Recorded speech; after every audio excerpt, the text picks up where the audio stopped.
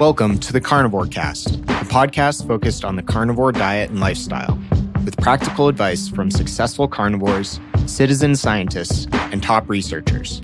I'm your host, Scott Meslinski, and I'm here to speak with experts and experienced carnivores to get answers to your biggest and meatiest questions while helping you live your best life as a carnivore. If you enjoy the show, please consider supporting the Carnivore Cast on Patreon. By becoming a patron, you'll help us reach more people and continue to create content on carnivore. There are also exclusive perks available, such as private Q&As, consultations with me, and more. Become a supporter at patreon.com/carnivorecast. Check the episode description for the link. Thank you, and I'll see you there. Collier is the Director of Nutrition at NutriSense, a company that uses blood glucose monitoring and coaching support to help you build your ideal diet by understanding your body's unique response to the foods you eat. Kara is a registered dietitian, nutritionist, and certified nutrition support clinician who specializes in glucose control and metabolism. She graduated from Purdue University and previously worked as a clinician dietitian at Providence Hospital and in a management role at Nutritionix. Welcome to the show, Kara. Thanks for having me on, Scott. Excited to be here. Yeah, super excited to chat with you. And we were just chatting a little bit before hitting the record button about my experience with NutriSense, which we'll get to. But the short is I loved it. I learned a lot, and I found it very valuable. But would love to start with you and have you tell us, what does the Director of Nutrition at NutriSense do, and where's your focus? Yeah, absolutely. So a little bit more about NutriSense. You kind of, went over the components of it, but really our mission is optimizing metabolic health and preventative health and personalizing nutrition. So the spin we're taking on that to address metabolic health, which is such a problem in the United States and worldwide, is addressing glucose. So we're using these continuous glucose monitors, which are normally a prescription-only device that you have to get from your doctor, and you're most likely only going to get one if you have diabetes. We're using these and trying to get them to everybody because we believe that glucose is important for everybody to monitor and not just diabetics once you actually have a glucose problem. So we're using these devices and putting it in the hands of people for preventative health. And then with our app, you can track all types of things, your meals, your exercise, your stress, your sleep. And then you also have a nutrition support right there in the app. So every new customer gets a trained dietitian that they can chat with through the app. And that's really what I lead in what I'm doing at NutriSense is managing that dietitian team and making sure that our nutrition service with the customer is awesome. So, you are, carnivore guy on a carnivore podcast. You probably know a lot of dietitians are not up to speed on carnivore or keto or maybe alternative nutrition. And so I always like to say that we don't hire ordinary dietitians, and we are hiring dietitians and training dietitians that are really thinking outside of the box and ahead of the curve about what is optimal for metabolic health, what we should do about it, and what we need to recommend. So what I'm doing is spending a ton of time really looking for these extraordinary dietitians and training them and teaching them and making sure that we can give customers amazing service and help them reach whatever their health goal is. So that's my focus at NutriSense. Yeah, that's really interesting. Very cool, Kara. Like you have this deep nutrition background and science background, but it sounds like you're thinking a lot about the people aspect as well, which I really like. And you mentioned that blood glucose is really important to track, not just for diabetics, but why is it important in general? And maybe what can looking at blood glucose throughout the day tell us that we can't get from a simple blood test or like a ketone meter? Yeah, definitely. So glucose in general is our body's primary fuel source. So it's not just telling you how many carbohydrates you're eating, but the body is always maintaining a certain level of glucose in the bloodstream at all time so that we can work at optimal levels. So I always like to describe it as like at the core of every human being, there's a metabolic system. You can consider this kind of like a cellular engine. Just like a car has an engine, and the gasoline is what's fueling it. We have a cellular engine, and glucose and fat are primary fuel sources that are driving our engine. And this can either be really powerful and transformative and help us do all the different things we want to do. Or if our engine's not working well, we have glucose dysregulation, then this is what can over time slowly and painfully cause us issues and chronic disease. So I akin glucose to a vital sign, like just like heart rate, it fluctuates throughout the day, but the body works really hard to keep it in this tight, specific range. We have just maybe 4 or 5 teaspoons of glucose, sugar in our bloodstream at all time. So, whether we're eating a ton of carbohydrates or not, the body's working really hard to keep it in this tight range. So when we see it go higher than that range or lower than that range, that's a signal that the body is outside of its normal functioning, that it's struggling, something's going on. And that's a really early warning sign that maybe our metabolic health isn't as fine-tuned as we want it to be.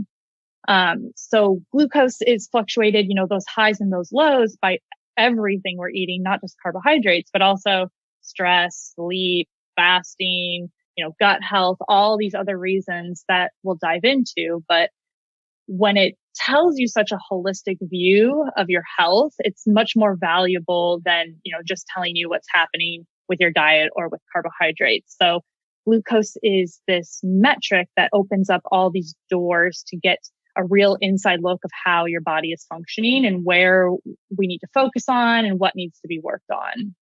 Yeah, that's really interesting. And how about something like comparing blood glucose monitoring to an HbA1c, which is supposed to be like, at least from what I've heard, the layman's description is it's like a 3-month average blood glucose, or comparing it to something like a Kraft test for insulin.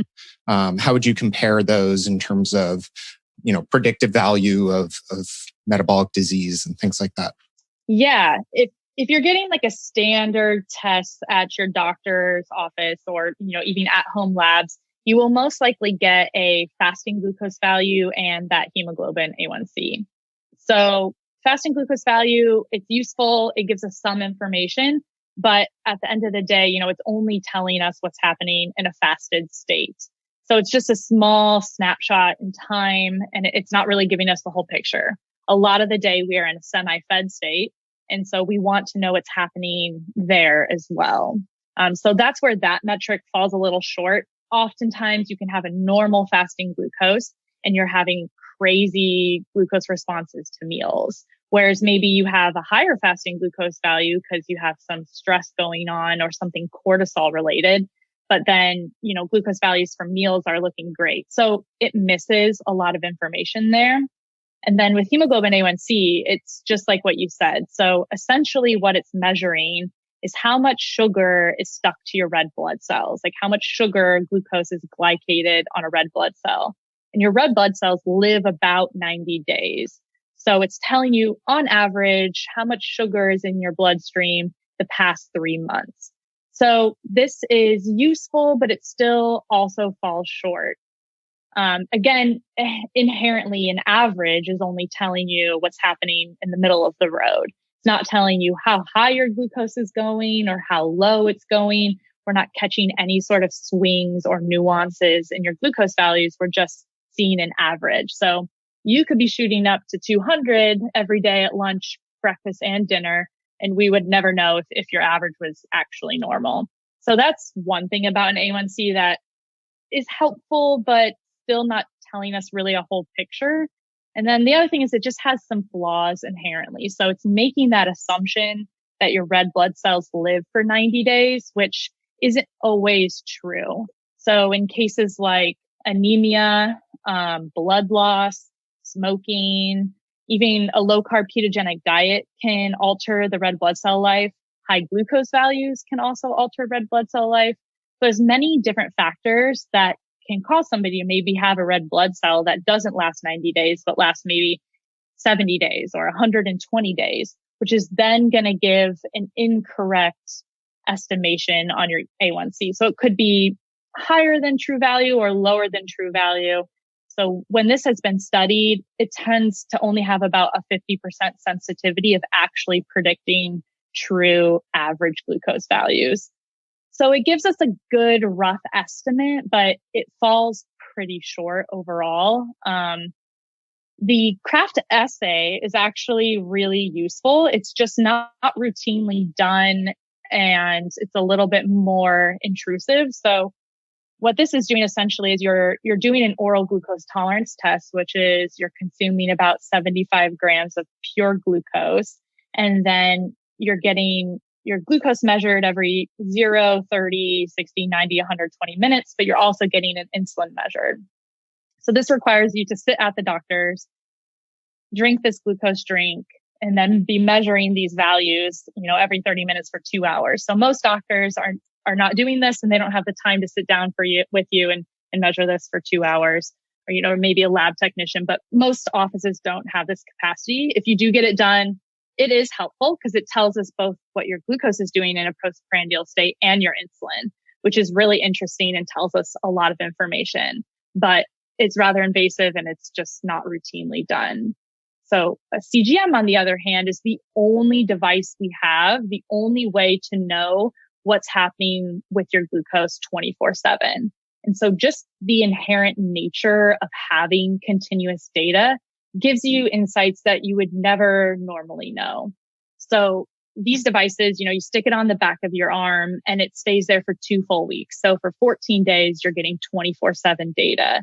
So when you wake up in the morning, you can scan your phone against the device and you can see what was happening while you were sleeping. That's information we can't get any other way. A lot of people, if they're having a late night meal or if they're under a lot of stress, those sleeping fasting values will be way high. And then we never knew that because they drop low in the morning when you wake up and move around. And we're also getting, with continuous data, just exact shape of your postprandial curve. If you're doing, let's say you have like a glucose meter at home, which is probably the most common way a lot of people are checking their glucoses. You have a Keto Mojo or, some similar device and you're checking it randomly throughout the day. So maybe you want to know how you respond to honey. And so you take, a couple tablespoons of honey and you check it at an hour after eating and 2 hours after eating.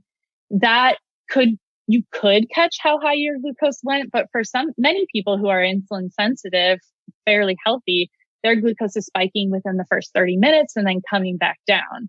So you could totally miss what's happening with your glucose. Or sometimes, it spikes and then it comes down and then we have a second spike. You might miss that. So seeing that exact shape of your postprandial or after eating glucose values is so useful because we can really dig in and see how high did your glucose actually go? What does that shape of that glucose curve look like? Because that's telling us so much. We want a small area under the curve where, glucose increases, but it comes back down to normal and it's a nice small spike. And we don't want this huge prolonged glucose response or a big dip after you spike. So there's all these nuances and what can happen in your glucose after you eat. And you really can't catch that. You really can't know exactly what's going on unless you're seeing the 24/7 data coming in, if that makes sense. Yeah, that makes a lot of sense. And so many different threads there I could pull on. But one that I thought was interesting, and maybe we'll table this, is Sean Baker wrote extensively about problems with high HbA1c and using that as the only metric, because I believe his was high. And he noted that a lot of elite level athletes have higher HbA1cs possibly because of gluconeogenesis and the glucose demands of their sport, very glycolytic sports, continuous sprints, etc. And also the change in red blood cell turnover that you mentioned. The other thing you brought up that I thought was really cool, and feel free to take either of these, was the OGTT, the oral glucose tolerance test that comes with Kraft assay. I know Kraft isn't that common, but pregnant women have to do OGTTs all the time, right? And a lot of people in the keto and carnivore community really don't want to have to take this like nasty sugar drink to determine that they're metabolically healthy. So I guess, could blood glucose monitoring or CGMs be a potential substitute for having to do that OGTT for pregnant women? Yeah, those are great questions. And just to touch on the hemoglobin A1C, it's definitely an issue. Like I see so often that people come to us as clients and they're concerned about an A1C that's maybe in the pre-diabetic range, but they're super healthy. And then we see their CGM data and they do 3 months of it. And we know exactly what your average glucose is over the last 3 months. And it's way lower. And they're still upset about the A1C value being higher and looking at that as a gold standard.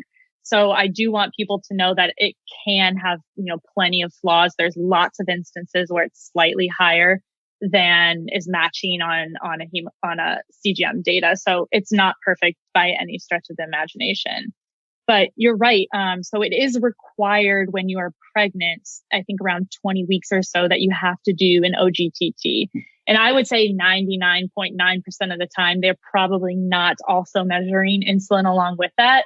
So the standard oral glucose tolerance test is that glucose drink, and then you're just measuring glucose at, the different intervals for those 2-hour timeline. And I do believe that a CGM could potentially replace that because we could see, what exactly is going on with your glucose values. And it could be way more insightful. I think the difficult part would be getting traditional physicians on board to substitute the, standard OGTT with the CGM. So at the end of the day, it's about educating probably, OBGYNs that this could be a metric we could use instead. We've actually had plenty of people come to us with that where they're like, I use a midwife or maybe a functional MD who's saying I can use the CGM instead of the OGTT. And they're letting them substitute that. But I would imagine it's a pretty small percentage of physicians who are kind of on board with that at this point. Hopefully that changes over time. Because something else that happens is if you are keto, carnivore, anybody who's doing very low carb diet for a prolonged period of time, you will be temporarily insulin resistant. It's different than normal insulin resistance, but you'll be in a state of glucose refusal because your body is used to running off of fatty acids and ketones as fuel, and it's not used to getting glucose as a primary fuel source. So we have many people who their doctors don't know this, the patient doesn't know this. So when it comes, they've been doing, keto for 2 years and they're taking the OGTT for pregnancy and they fail it and they get labeled as gestational diabetes and then they're freaking out. But really they're just in this temporary state of insulin resistance. And if you eat some carbohydrates for a couple of days before that OGTT, you'll pass it perfectly fine. So this is another recurring issue we've had that customers are coming to us with that, I failed my OGTT. I thought I was healthy. I thought keto was good for me. But now I have gestational diabetes and I don't know what to do with that. So the first thing we do, of course, is reincorporate some carbohydrates and try it again just at home with their CGM on. You can even just try some rice or honey, or you don't have to necessarily drink pure glucose if you don't want to, and then see what it looks like once we've reacclimated to carbohydrates. And it's almost always perfectly fine. So that's another message that needs to get out there into mainstream medicine, is that people can fail these, and that does not mean that they are gestational diabetics. Yeah, that's really interesting. And I want to expand on, people on carnivore and keto diets. What are some of the abnormalities you see with people who are on these types of diets and appear healthy, but maybe they have some form of blood sugar dysregulation, or the data just looks different for them? Yeah, the biggest thing I see in the ketogenic community is that the fasting glucose values tends to creep up over time. So most of the time, if you're not consuming any carbohydrates, you're not having big glucose responses after meals. Some people do, but that's not very common. Most of the time, if you're not consuming carbohydrates, that postprandial state's going to look pretty good. But the fasting glucose is what sometimes creeps up. So, just like with the pregnant women I was talking about, this is the concept of physiological insulin resistance. And essentially what is happening is that the body is super adaptable. It's going to lower our fasting insulin over time. and reduce our peripheral insulin sensitivity because it's not needing glucose as its primary fuel anymore. So it's adaptable. It's switching things up because it's used to fatty acids and ketones. And a consequence of that is that fasting glucose sometimes rises over time. So I typically see this start to happen in people who've been following strict ketogenic diet for at least a year or two. So it tends to happen a couple years in of doing this where, fasting glucose maybe used to be 75 and then 2 years in it's 85 and now 3 years in we're in the high 90s and people are wondering what's going on. And I know Sean Baker has talked about this as well. And then the controversy is this a bad thing or is this just a completely normal adaptation? Because all of the research we have about people who have a rising fasting glucose value, they also have a rising fasting insulin value. And these are traditional insulin resistance. So all the research we have on high fasting glucose being bad is not done in these people with physiological insulin resistance. So, and like we talked about with the pregnant women, we can reverse this and it goes away if we reacclimate to carbs. So the big question mark is this a bad thing? Are we concerned at all? The first thing I always make sure with these people is it actually physiological insulin resistance? So make sure, do you have a fasting insulin level? We want that below 5, ideally below 8 and, in a pretty good range, but definitely not above 8. And I want to know, how much belly fat do you have? What is your waist circumference?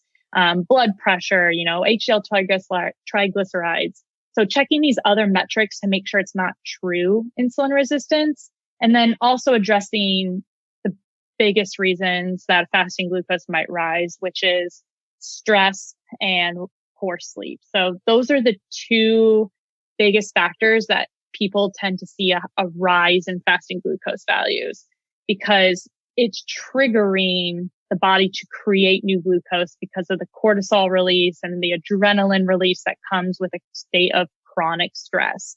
And so a lot of time, the issue we're seeing with not just, people following ketogenic diet, but anyone is that they're really focused on diet and exercise and they're neglecting things like stress and sleep.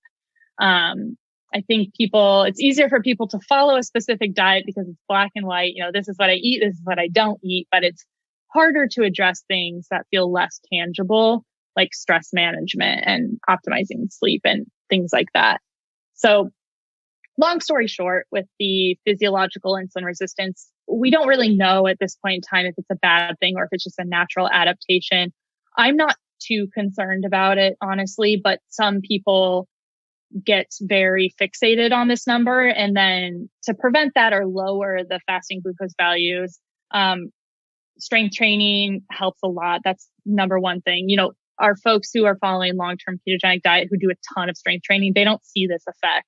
So making sure you have a lot of lean body mass and exercise time in is very helpful. The second is just making sure you have an early time restricted eating window. Those late night meals, no matter if it's consuming carbohydrates at that meal or not, tend to drive up fasting glucose values. And then the third thing, if they're willing, is to do some cyclical keto, reintroduce carbohydrates every once in a while so that adaptation is turned off. So that's the most common nuance in glucose I see for people who are very low carb, ketogenic, carnivore. And then other than that is just, there's a lot of like keto snacks that aren't really keto. I think people find this out. They test out all their favorite snacks and unfortunately a lot of it is fancy marketing and advertising and not necessarily truth. I won't call it any brands, but there are some that give a glucose spike to everyone, even though they're labeled as keto. And I think it has to do with like the synthetic fibers that are maybe broken down into glucose and not actually digested as fiber.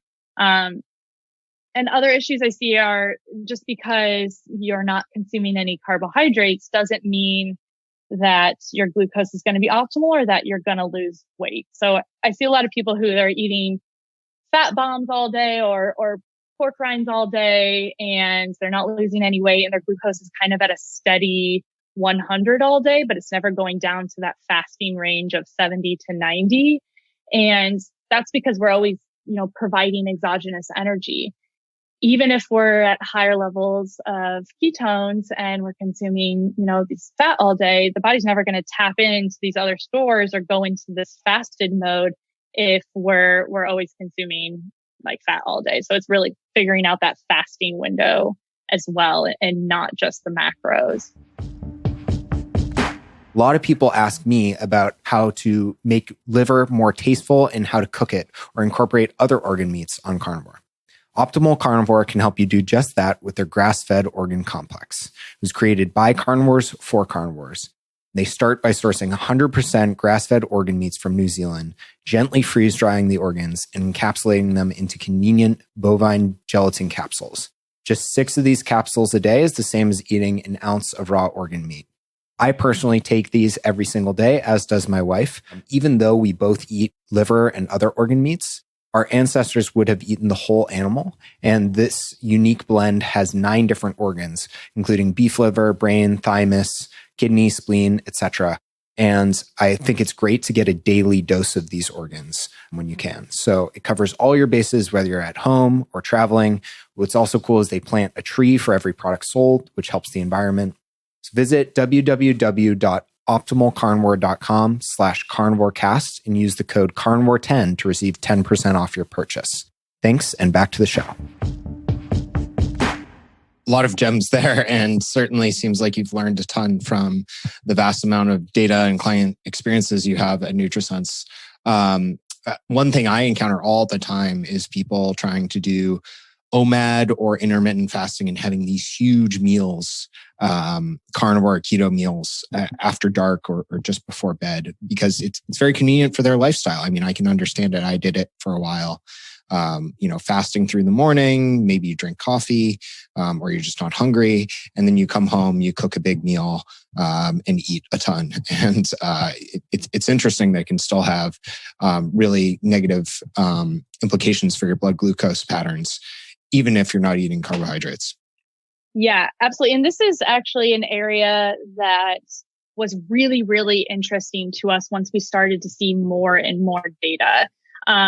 Unfortunately, there's not very much actual research on continuous glucose values in non-diabetics.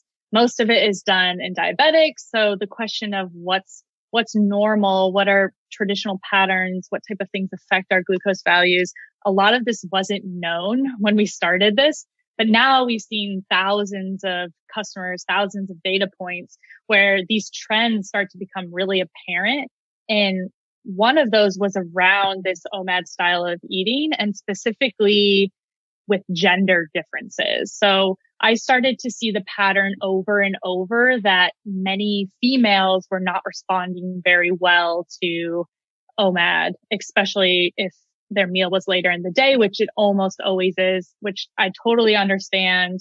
It's easier to fast during the day and have a big meal at night than it is to have a meal during the day and then you get that taste of food and then you don't want to fast the rest of the day. So I understand it's easier, but many women were not responding and still aren't responding well to this. And it's sort of a flip of the coin of how you might respond. So at the end of the day, everything is personalized, which is really what we're trying to get after. And because we see crazy different responses between people, but I rarely see a male, who doesn't have insulin resistance respond poorly to OMAD unless it's really, really late in the day. But with females, it's like a 50-50 chance probably where interesting. Even if you're totally insulin sensitive, not showing any signs of insulin resistance, and you're having that one meal a day in the evening, a lot of women are then their glucose values, maybe were like 80 all day long while they were fasting. And then maybe it only goes up to 130 after the meal, but then it stays at 130 for the next 7-8 hours after the meal and into the night. So we were seeing these very prolonged, massive glucose responses, which is just a sign to me that your body is not tolerating that type of fasting pattern very well. So we definitely want to tweak those if we ever see that. And you don't even have to really be wearing a CGM to check this. Like if you are doing OMAD, male or female, check your glucose on a glucose meter maybe 3 hours after, 4 hours after. It should be coming back down at least below 100 by, 3 hours after. So that's one way to check. That's just really easy. Yeah. But I don't know the exact reason for this. It's really not well known, but it might just be that women have a lower, I guess, stress threshold of like hormetic doses. So fasting is a stressor, all of these things are stressors, and it tends to be that, women's stress bucket might fill up a little faster than a male's. And so if you're really pushing it, if you're already lean, if you're exercising a lot, doing all these other stressors, and then you're also doing more extreme fasting, you might be kind of pushing the threshold a little bit too much and stimulating some of these counter-regulatory hormones like adrenaline and cortisol, which might be pushing that glucose higher when you should be seeing it more in those lower fasted ranges. But that's a pattern that became very apparent as we started to see more and more people. So just something to watch out for as well. Yeah, that's really interesting. And I can't tell you how sad it makes me when I have women reach out to me saying, I'm eating 1,100 calories a day. I'm fasting. I'm doing OMAD. I'm doing this high fat version of carnivore. I'm working out 7 times a week. My weight loss has plateaued. I'm generally a pretty high strung person. And I'm like, oh my gosh, like take a rest, eat a little bit more, like stop working out so hard. You're stacking all these stressors on top of each other. Don't fast. And they just sometimes really don't want to pull back. Yeah. And it comes from such a good place because they're trying so hard to take care of their health and reach these goals. So I agree. I see this often as well. And it is heartbreaking because they're frustrated because I feel like they're doing all the right things. And unfortunately, a lot of the research on all of these factors like fasting and all these other things are mostly done on men. Women are often excluded from the research because, especially menstruating women, because it's just another variable that you have to take into account in a research setting. So they're often excluded. And then these research applications don't necessarily apply to everyone, but we're recommending them to everyone. So it is very variable. And if you feel like you have a lot of these hormetic stressors going on, like people are doing the sauna and then they're cold plunge and then they're fasting for 20 hours and calorie restricting and exercising for 2 hours, like that might be too much for you. So eating more often is not going to necessarily make you fat or hinder your goals. It might actually help your goals. So sometimes we have to pull back if there's too much going on. Yeah, that's really interesting. And one thing I wanted to ask about, Kara, is some people seem to use either these continuous monitors or the independent finger stick to like test the blood glucose response to foods. And they're trying to prove a point by saying like, oh, look how much watermelon spiked my blood glucose, or look how much, a single piece of bread spiked my blood glucose. But like, why, who eats that way, first of all? And like, why do you care versus just tracking and see like, maybe we can start going into my experience a little bit. So I used the NutriSense monitor for 2 weeks. Really enjoyed it. Part of why I really wanted to get one is because, I was strict carnivore for 3 years, no cheat meals, no dairy, even like very, very strict meat and water only. And then over the last year, I've systematically reintroduced carbohydrate sources up to a pretty considerable amount to support my training and weightlifting and goals of gaining muscle. And I'm still eating, what I would consider a meat-based diet, but a lot more carbs in there. And I wanted to see if, I feel fit. I'm healthy. I'm low body fat. I have, a low waist to height ratio, to your point, all good markers of insulin sensitivity. But I wanted to see if there was any way in which I could be doing permanent, quote unquote, damage to my metabolism by eating this way. And so I wanted to get a sense of like more long-term over the average of time period, 2 weeks. what do my responses look like? And I didn't want to get the monitor and like, okay, now I'm going to try oatmeal. Now I'm going to try 100 grams of rice because I don't eat that way. Like I eat mixed meals of carbs, fat, and protein and fiber all together. So like, I guess what I'm trying to ask is like, how do you encourage people to use the device and like, what do you think of these experiments with like single foods and seeing your individual response to like one carb source versus another, or, one type of meal versus another? Yeah, that's a great question. And we do have, so I guess we have two different plan options for somebody who's signing up for our program. We have the one you did, which is just one sensor. It lasts 14 days, no commitment. It's really good if, you have a pretty consistent eating habits and diet and you just want to check it out and make sure everything's good, or if you need to tweak anything just like you are doing. And then we also have monthly subscriptions. And this is good for somebody who maybe has a lot of progress to make, or they're not sure what they should be eating and they want to try a bunch of different diets. So if somebody is in a monthly plan, especially, we have a little bit more time, then I recommend, eat as you normally would. And let's do that for like 2 full weeks, not change anything. And then we can tweak things. And if we need to single out things, we can. So like, let's say normally for dinner, you're having, I don't know, like, a mixed macro meal and there's like 3 different carb sources in there. You're having a huge glucose spike to like 200. If you're not sure what's going on there, then, we could try those carbohydrate foods in isolation and see if there's one that single-handedly is like shooting you really high, and then eliminate that, try the meal again and see what it looks like there. So we could do some tweaking.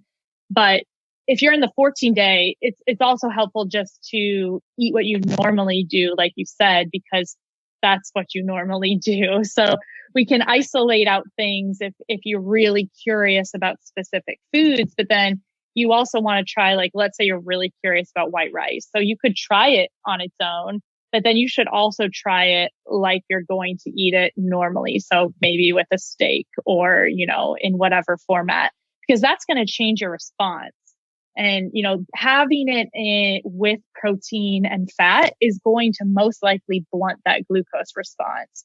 So this is the concept of no naked carbs. So a carbohydrate eaten in isolation, especially on an empty stomach, is going to lead to a higher glucose response than if you're matching it with some fat and protein, especially if you consume the fat and protein first. So this is something really easy. If someone has steak and white rice and they're having huge glucose spike, it's like, eat your steak first, or at least half of the steak, and then eat your rice and see how it differs. And that can make a huge difference for so many people, just having a little protein and fat in the system already to blunt that response. So I guess in short, to answer your question, I think it's best to eat as you normally do.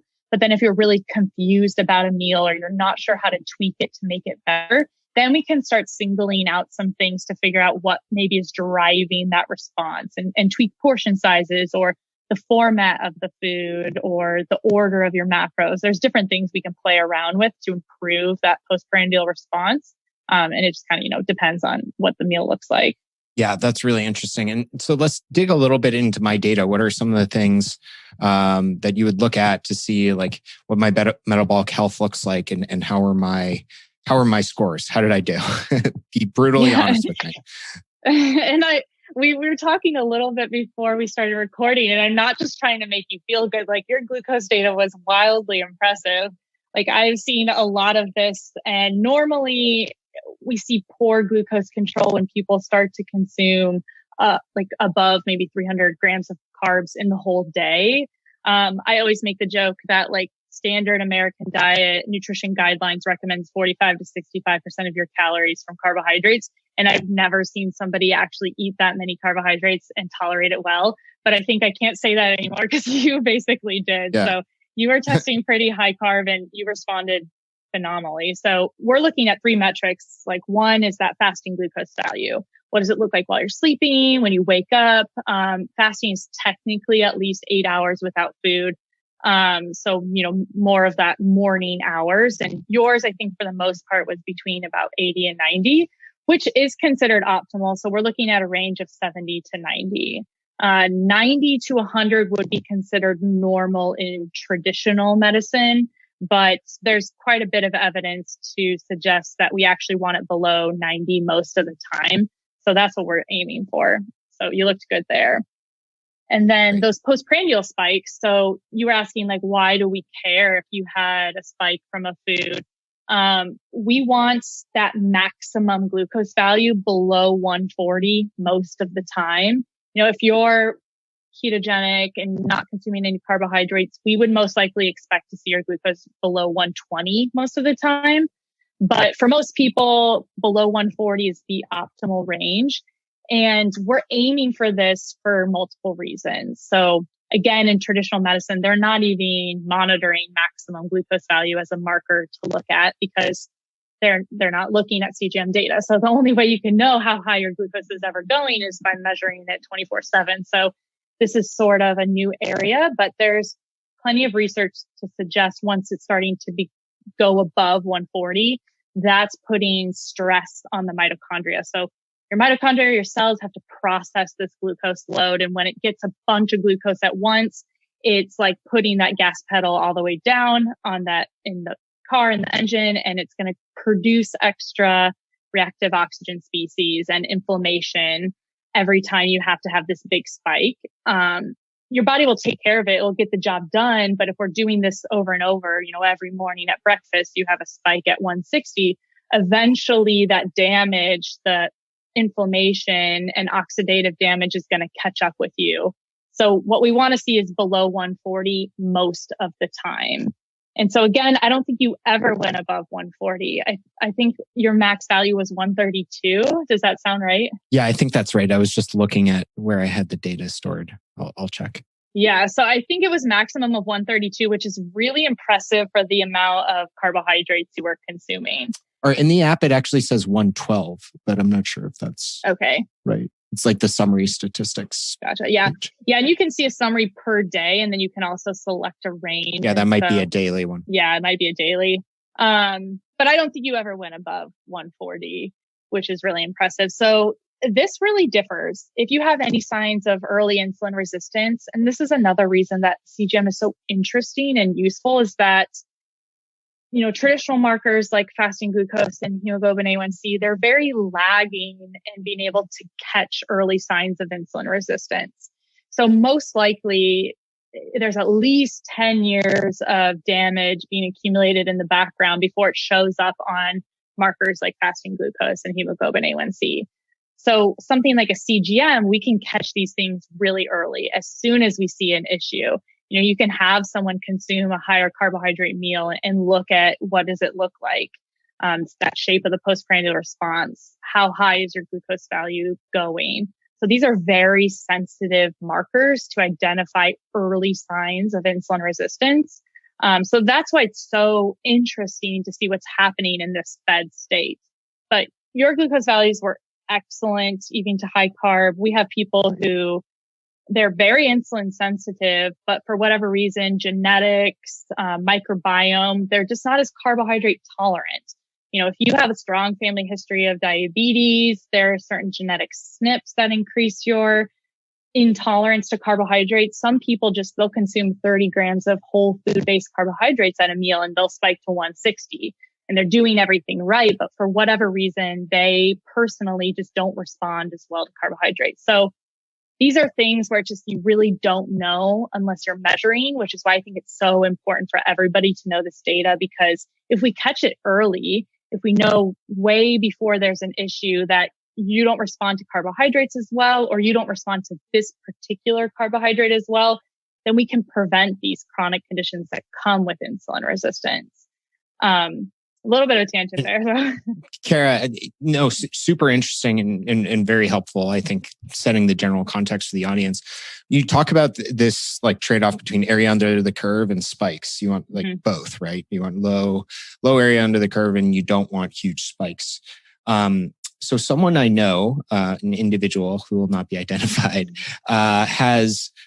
was curious about nocturnal hyperglycemia and nighttime insulin levels. Mm-hmm. So they have seen on their monitor, on their CGM, that they have 100 levels that are like 110 all night long, say from like 11 p.m. to 8 a.m. Whereas during the daytime, their levels are in the 85 to 95 range. Mm-hmm. What could be causing that? Yeah, and there's quite a few things that could be going on. The first thing I always look at is, do we have a big cortisol driver going on? So psychological stress or physical stressors like lack of sleep, things of that nature is the number one reason that those elevated nighttime values are occurring. That's the first thing I want to talk about with anybody who's seen those higher numbers while they're sleeping. Because in a fasted state during the night, what's driving that up is not usually what you're eating, of course, but it's instead what's happening in the liver. And if you're having higher cortisol values because of whatever XYZ reason, then that's stimulating the liver to make more glucose. And it's also reducing our insulin sensitivity so that the body has extra glucose available to deal with, XYZ stressor, which unfortunately in modern life, the stressors that are going on in our life don't normally need extra glucose. It used to be the stress response was built for, you're getting chased by something and you need extra energy. But in our modern day chronic stress, we don't typically need extra energy. So it's an unfortunate mismatch between, evolution and modern day life. So that's the first thing I'm going to ask is, what does your sleep look like? What are stressors? So what's your work-life balance like? Are you getting outside and seeing sunlight at all? Are you getting out in nature at all? Those types of questions. And if those look good, the next thing I'm going to look at is this potential of physiological insulin resistance. So are they on a prolonged, zero carb, low carb diet? Is this potentially a natural adaptation due to lack of carbohydrates? So often that pattern, what it looks like is while you're sleeping, as soon as you fall asleep, glucose goes up. And then as soon as you wake up, glucose goes back down. And that's what that pattern of physiological insulin resistance looks like. So what we touched on before, we don't know, big question mark if that's a good or a bad thing. But if you're concerned about it, we can try some cyclical keto, maybe tweak your fasting window or do more exercise. There's a few things we can try there. Or we can get all these other labs, make sure everything's good to go. And then maybe you feel more comfortable about the fact that it's higher while you're sleeping. So those are the big areas. There's always lots of other nuances that might drive those overnight values higher. Things like dysbiosis or chronic inflammation.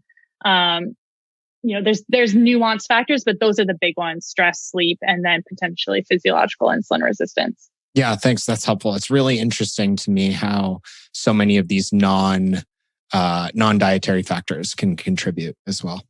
Yeah, there's a lot. And even things like air pollution. So this is well researched that in cities that have higher rates of air pollution, people on average have higher glucose values.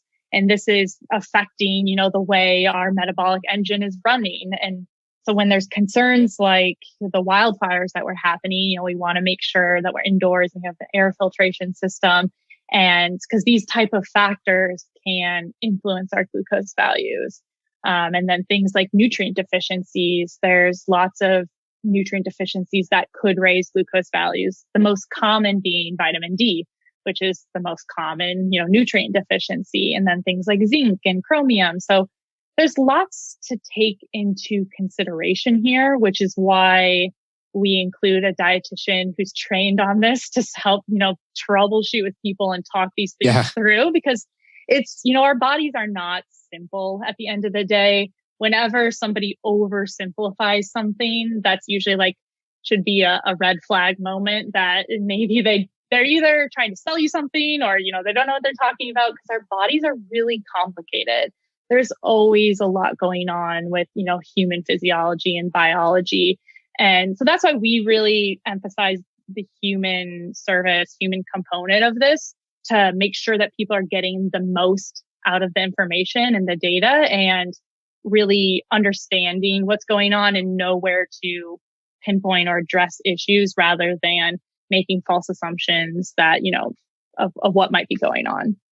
Yeah, that makes a ton of sense. And so I interrupted you, but I think we had gone through kind of the spikes, the range of my blood glucose.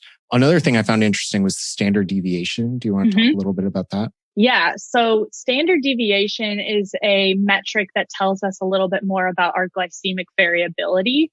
So glycemic variability is essentially the swings in your glucose. It's saying, how far from the average are you going? And so we monitor that with the standard deviation in the app. And a value below 20 is considered good, which below 14 is considered optimal. In the diabetic world, they're aiming for a standard deviation below 30. And so your standard deviation, I think from the 2 weeks was 9.2, which is again, amazing, especially considering how many carbohydrates you're eating. You're very, very insulin sensitive, and that could be due to a ton of things, genetics, I'm sure are involved, but also the fact that you're doing a lot of strength training and exercise and weight training is, I'm sure, very related to the glucose tolerance. But standard deviation is very interesting.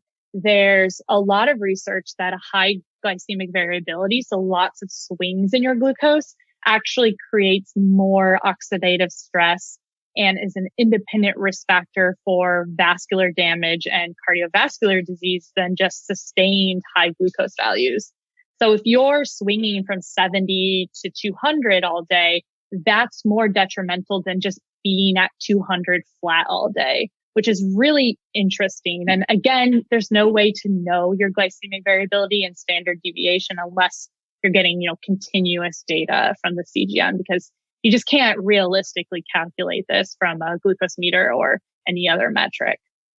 Yeah, that's really fascinating. And this has been super interesting, Kara, overall. And I think folks will just want to learn more and more about tracking blood glucose and possibly working with NutriSense, hopefully.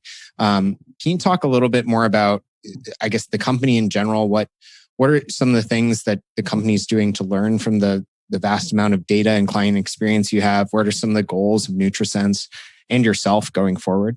Yeah. So our goal is really to be a company that's all about metabolic health. So right now we are using continuous glucose monitors because, 80-20 rule, that gives you your biggest bang for your buck and addressing metabolic health. But we also want to fill in the gaps with these other metrics that are important to look at. So, like we talked about, I like seeing people's lipids and fasting insulin and these other metrics. We want an easy way where you can order this from the app. You can have all that data live in the app with your other labs you might be getting, and you can correlate that and connect it and have it all in one localized place.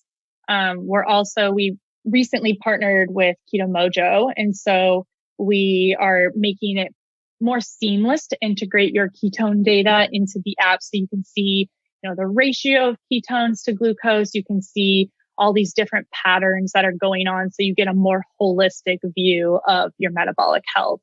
So that is our biggest goal as we continue to build and grow and prioritize the product, is making sure that you're getting all these data points in one place and that it's easy to understand and it's actionable. So along with that, the more data that you get, the more you can incorporate things like machine learning and AI and have these automated responses. So maybe you do the CGM for a few weeks and then you keep using the app because you can get predictive glucose values based off of your historical data.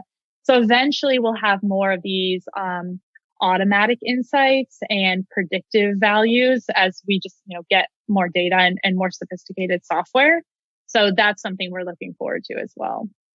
Very cool. And where can folks find out more about NutriSense and learn more about some of your options and how they could work with you? Yeah. So to sign up, you just go through our website, which is NutriSense.io. And it's really easy. These devices do require prescription, as we noted, which are normally very difficult to get. And we take care of all of that for you. So all you have to do is sign up on our website, fill out a quick health questionnaire, and then the devices will be shipped to you, whether it's a one-time shipment or the monthly plan.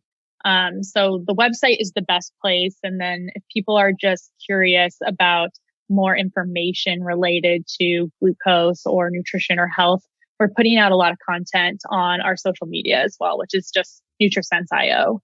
Awesome. Well, I'll have links to those in the show notes and at carnivorecast.com. And thanks again so much for your time today, Kara. Really appreciate it and feel like I've learned a ton and gotten a lot out of this myself. And I think the listeners will too. Absolutely. Thanks for having me, Scott.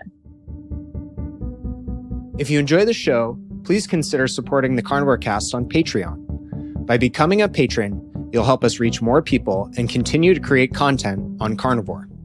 There are also exclusive perks available, such as private Q&As, consultations with me, and more. Become a supporter at patreon.com/carnivorecast. Check the episode description for the link.